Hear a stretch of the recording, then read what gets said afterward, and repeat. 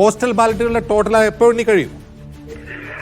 Postal ballot എണ്ണിത്തീരാൻ കുറച്ച് സമയമെടുക്കും. പക്ഷെ അതിന് മുൻപ് തന്നെ, അതായത് ഏതാണ്ട് ഇപ്പോൾ തന്നെ ഒരു 2 മിനിറ്റിനകം തന്നെ EVM എണ്ണി തുടങ്ങും. EVMന് 1ാം റൗണ്ട് ഉള്ള വഴിക്കടവ് പഞ്ചായത്തിലെ തണ്ണിക്കടവിലെ 1ാം ബൂത്ത് മുതൽ 14ാം ബൂത്ത് വരെ ഉള്ളത് പൂർണ്ണമായി സജ്ജീകരിച്ചു കഴിഞ്ഞു.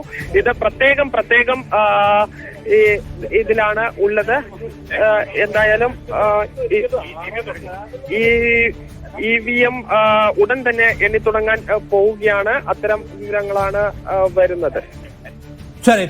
അല്പസമയത്തിനകം EVMകൾ കൂടി എണ്ണി തുടങ്ങും. അപ്പൊ ഈ കാണുന്ന നമ്പർ വളരെ വേഗത്തിൽ വലുതാകും. ഇപ്പോ കാണുന്ന 18 വളരെ വേഗത്തിൽ 180 ആകും, അല്ലെങ്കിൽ മാറി മറിഞ്ഞു വരാം.